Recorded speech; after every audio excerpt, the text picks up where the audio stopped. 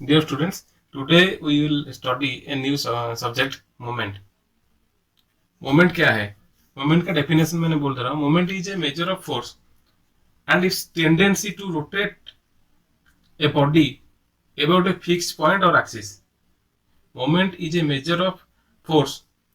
Its tendency to cause a body to rotate about a fixed point or axis. ठीक है. Fix point ये आपको याद रखना है. फिक्स पॉइंट मोमेंट का नेचर क्या है?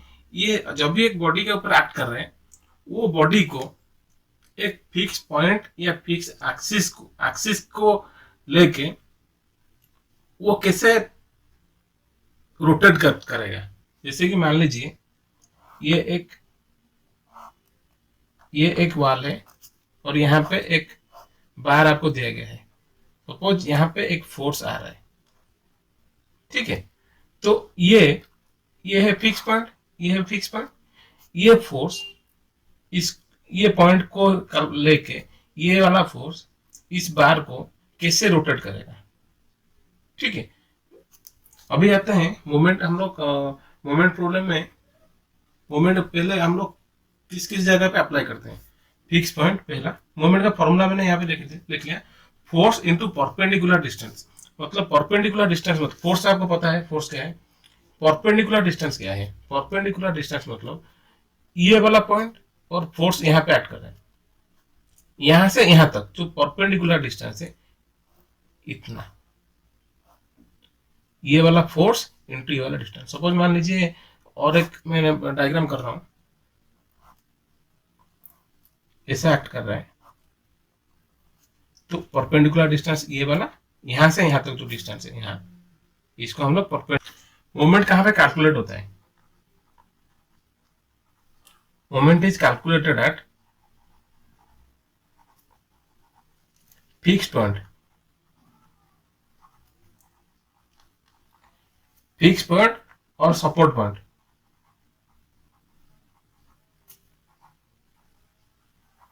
इस जो फिक्स पॉइंट था आपको पता चल गया फिक्स पॉइंट कहां पे.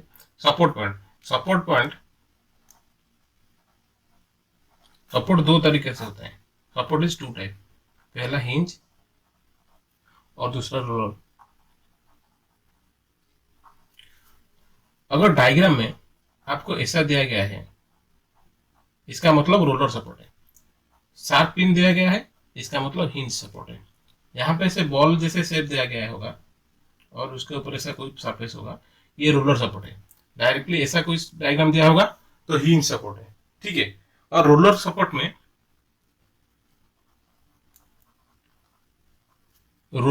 में ऐसा हो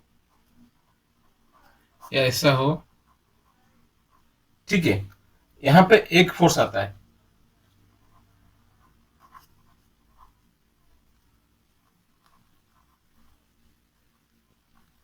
यहां पे एक फोर्स आता है. ठीक है, और हिंज सपोर्ट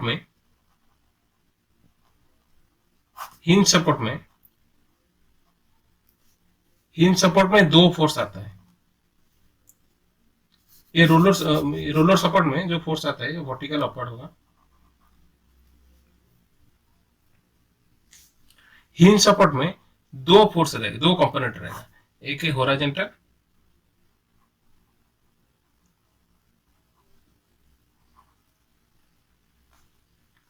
और एक है वर्टिकल. जो वर्टिकल फोर्स है वो हमेशा अपवर्ड. जो हॉरिजॉन्टल है वो क्वेश्चन के हिसाब से डिसाइड किया जाएगा. ठीक है, वो क्वेश्चन के ऊपर डिसाइड किया जाएगा. मैं बेसिकली मूवमेंट का जो कंपोनेंट जो रहता है मैंने शॉर्टकट में डिस्क्राइब कर दिया. अभी आते हैं डायरेक्टली प्रॉब्लम कैसे सॉल्व करेंगे. Procedure for solving problem. पहला point, read the question and confirm about movement problem. Question में आपको मूवमेंट का कोई ऐसा डायग्राम हो या मूवमेंट ऐसा कुछ मेंशन किया गया होगा. ठीक है, उसके बाद आपका डिस्टेंस लेना है. सपोर्ट, हिंज पॉइंट, उसका डिस्टेंस. जैसे कि मैंने परपेंडिकुलर डिस्टेंस यहाँ पे बोला था. मोमेंट का फॉर्मूला क्या है? Force into perpendicular distance. तो हमको परपेंडिकुलर डिस्टेंस निकालना पड़ेगा. जो सपोर्ट है या हिंज पॉइंट है उसी को डिसाइड करना पड़ेगा यहाँ पे कितना फोर्स एक्ट कर रहे हैं। सभी फोर्स हम लोग को पहले निकालना है, ठीक है। उसके बाद सब जो जो पॉइंट है उनको हम लोग नेम दे देंगे, ABCD या PQRS ऐसा कुछ नेम दे देंगे। उसके बाद सेकंड वाला point, decide on which point moment is to be calculated. मैंने शुरू से बोला moment is calculated at fix point या हिंज पॉइंट या सपोर्ट पॉइंट, ठीक है। डायग्राम को हम लोग एनालिसिस करेंगे कौन सा वाला फिक्स पॉइंट है, ठीक है, या हिंज पॉइंट है या सपोर्ट पॉइंट है, उसी को ऊपर हम लोग मोमेंट कैलकुलेट करेंगे, उसी पॉइंट के बेस करके हम लोग मोमेंट कैलकुलेट करेंगे, ठीक है। उसके बाद ये टेबल ड्रॉ करेंगे, force into perpendicular distance, force, perpendicular distance और डायरेक्शन। पहले force, how many forces are acting in the diagram. आपके ये जो डायग्राम है, सपोज एक डायग्राम है, यहाँ पे कितना फोर्स एक्ट कर रहा है हम लोग को लिखना है, F1 F2 F3 ऐसे लिखना है। मैं एक न्यूमेरिकल आज कर दूंगा ताकि आपको जो प्रोसीजर क्लियरली समझ में आ जाएगा। F3, if any force is inclined then resolve it. अगर आपका फोर्स वर्टिकल हो या हॉरिजॉन्टल हो तो आपको सीधा सीधा लिखना है, F1 F2 F3 ऐसे लिखना है। अगर कोई इंक्लाइंड फोर्स हो उसको रिजल्व करना है, हॉरिजॉन्टल कंपोनेंट को लिखना है और वर्टिकल कंपोनेंट को सेपरेट सेपरेट करके लिखना है, क्योंकि सभी फोर्स का इफेक्ट डिफरेंट डिफरेंट होता है। अभी आते हैं परपेंडिकुलर डिस्टेंस, वो कैसे हम लोग कैलकुलेट करेंगे। Draw two parallel line between force end moment taking point. Suppose ये हमारा मोमेंट टेकिंग पॉइंट है और ये है फोर्स। यहां से यहां तक एक draw two parallel line in between force end moment taking point. Parallel line कैसे ड्रॉ करेंगे, पैरेलल लाइन ऐसे, ये जो डिस्टेंस रहा शॉर्टेस्ट डिस्टेंस, इसको हम लोग शॉर्टेस्ट डिस्टेंस बोलते हैं, ये है आपका परपेंडिकुलर डिस्टेंस, ठीक है। ये है आपका परपेंडिकुलर डिस्टेंस। अब आते हैं direction. Direction is two type, clockwise और एंटी क्लॉकवाइज। वो कैसे हम लोग डिसाइड करेंगे, shortest distance from force taking point to force to moment taking point.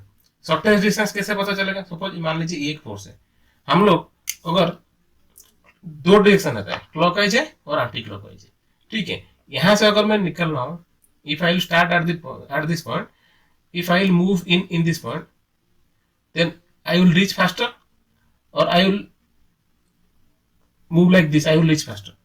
मैं इस यहां से यहां तक कैसे आऊं, इससे पहले पहुंचूंगा, यहां से ये फोर्स ऊपर डायरेक्टली नहीं जाएगा। अभी स्टूडेंट सोचते हैं क्या, अगर यहां से मैं ऐसे आ गया तो यहां से वैसे आने से इक्वल हो जाएगा, नहीं, ये फोर्स ऐसे आ रहे हैं, पहले वो ऐसे आएगा, उसके बाद यहां से रोटेट करेगा, तो पहले वो ऐसे आएगा, उसके बाद ऐसे रोटेट करके जाएगा। तो कौन सा वाला जो रहा यहां से यहां तक, कौन सा वाला डायरेक्शन में मैं पहले पहुंच रहा हूँ, क्लॉकवाइज डायरेक्शन में। ऐसे अगर मैं यहां से आ रहा हूँ, इस फोर्स ऐसे आ रहा है तो मैं ऐसे ही जल्दी पहुंच जाऊंगा, नहीं तो इससे फोर्स अगर आ रहा है तो ऐसे लेट में पहुंचूंगा। ये फोर्स पॉइंट से मोमेंट टेकिंग पॉइंट में जिस डायरेक्शन में मैं पहले पहुंच रहा हूँ उसी को हम लोग उसी डायरेक्शन लेंगे, उसी को ही हम लोग डायरेक्शन ले लेंगे, क्लॉकवाइज हो या एंटी क्लॉकवाइज हो। और एक आते हैं और एक न्यूमेरिकल सॉल्व करते हैं, इसी प्रोसीजर को प्रैक्टिस करने के लिए एक न्यूमेरिकल करते हैं ताकि आपको समझ में आ जाएगा, ठीक है। अभी आते हैं ये प्रॉब्लम सॉल्व करने के लिए। मेरा पहला पॉइंट क्या था, read the question and confirm moment taking point. ये फिक्स पॉइंट है, इस वॉल है, ये फिक्स पॉइंट है, ठीक है। हम लोग का पता चल गया, उसी को यहाँ पे क्वेश्चन दिया जाएगा, फाइंड पी का वैल्यू निकालना है हमको, ठीक है। तो हम लोग को ये वाला एक फिक्स वाल दिख रहा है, तो फिक्स पॉइंट ये है। उसके बाद क्या है, नेम हम लोग जो पॉइंट है उसी को हम लोग नेम करेंगे। पहले यहाँ पे ठीक से दिख रहे हैं कितना कितना फोर्स एक्ट कर रहा है, क्वेश्चन को मैं दिखा रहा हूँ ठीक से।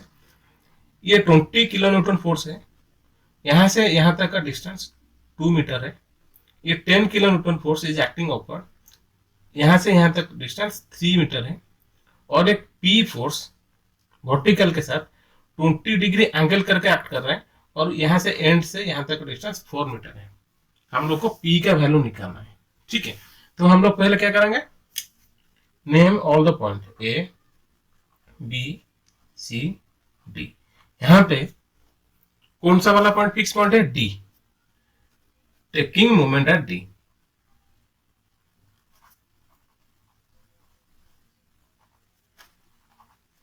फर्स्ट स्टेप खत्म हो गया। ठीक है, हम लोग तो नेम मेंशन कर चुके हैं, फर्स्ट पॉइंट खत्म हो चुका है। अभी आते हैं टेबल करने के लिए फोर्स। उसके बाद परपेंडिकुलर डिस्टेंस, उसके बाद डायरेक्शन,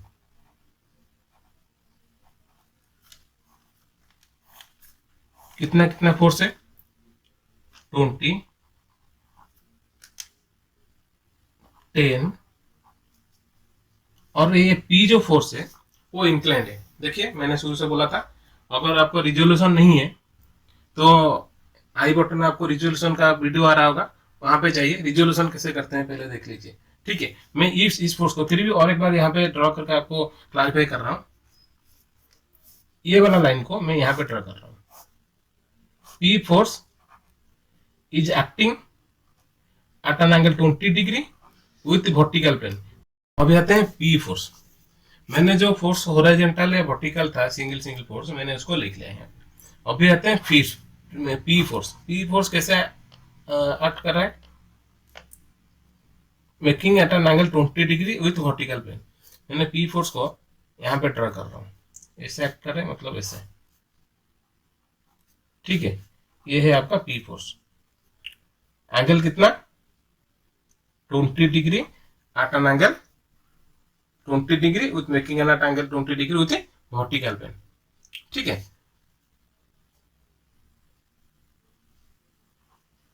जिसके साथ है ये क्या होगा, कॉस होगा। जिसके साथ नहीं है ये क्या होगा, साइन होगा। ठीक है, मैंने यहाँ पे भी कर सकता था, लेकिन मैं उसका line of force, lines of action को ऐसे प्रोजेक्टेड करके यहाँ पे किया ताकि आपको पता चले उसका फोर्स का डायरेक्शन कैसा जाएगा। ठीक है, ये 20 डिग्री एक्ट कर रहा था वर्टिकल के साथ, ये वाला एंगल 20 डिग्री, मतलब ये वाला एंगल 20 डिग्री। ठीक है, तो जिसके साथ एंगल कर रहा था उसको cos 20 लेना है, जिसके साथ एंगल नहीं कर रहा था उसको sin 20 लेना है। मैं यहाँ पे फोर्स लिख ले रहा हूँ, कितना हुआ फोर्स, P cos 20 और P sin 20। अभी आते हैं उसका जो डायरेक्शन है, यहाँ पे मैं शो करूंगा कैसे, ये से P sin 20 और ऐसे शो करूंगा क्या, P cos 20। मैंने शुरू से बोला मोमेंट टेकिंग पॉइंट को जो भी फोर्स आपका क्रॉस करेगा वो 0 हो जाएगा। ठीक है, तो P cos 20 जो है, P cos 20, उसी को हम लोग परपेंडिकुलर डिस्टेंस 0 ले लेते हैं, क्योंकि वो मोमेंट टेकिंग पॉइंट को पास कर रहा है। अभी आते हैं P sin 20। P sin 20 का डायरेक्शन कैसा है, डाउनवर्ड।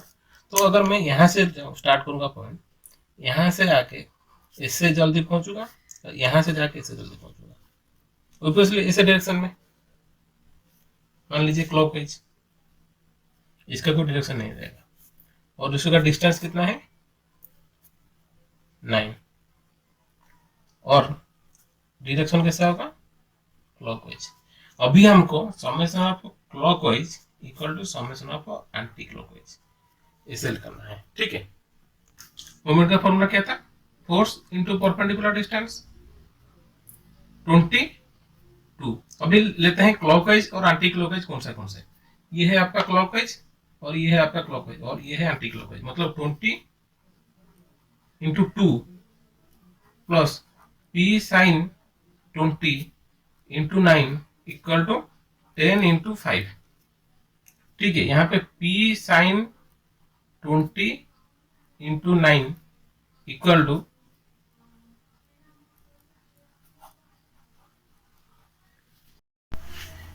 ये P sin 20 into 9 equal to 10 into 5 minus 20 into 2, कितना आएगा 50 माइनस 40, 10, 50 माइनस 40 10। तो यहाँ पे P आपका कैलकुलेटर में डालने से आ जाएगा 1.18।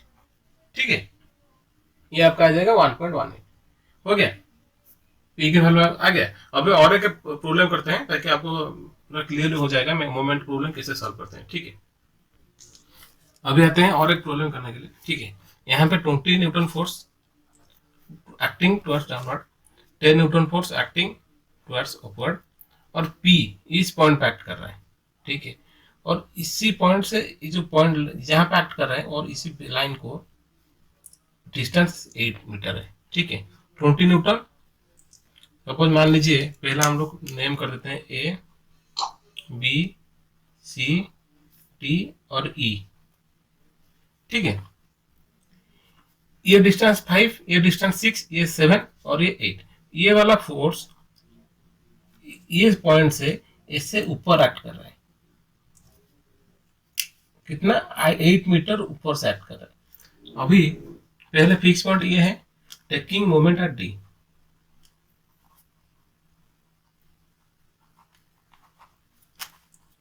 टेकिंग मोमेंट एट डी, जो भी फोर्स इसी पॉइंट को देके पास करेगा उसका लाइन्स ऑफ एक्शन वो जीरो हो जाएगा। देखिए हमारा कोई भी फोर्स इस पॉइंट में जा रहा है कि नहीं, नहीं जा रहा है। अभी आते हैं टेबल करने में। फोर्स